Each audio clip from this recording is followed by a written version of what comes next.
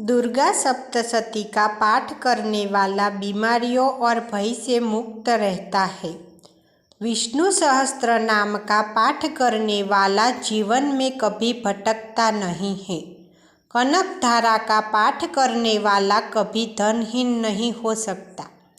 सुंदरकांड का पाठ करने वाला कोर्ट कचहरी झगड़ा झंझट के मामलों से मुक्त रहता है। गोपाल सहस्त्र नाम का पाठ करने वाला संतान से जुड़ी समस्याओं से मुक्त रहता है।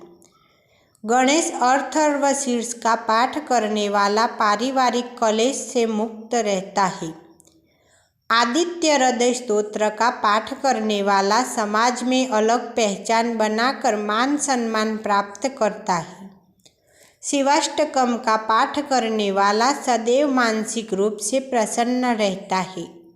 हनुमान चालीसा का पाठ करने वाला सदैव भय से मुक्त एवं दोष रहित रहता है। जय श्री कृष्ण।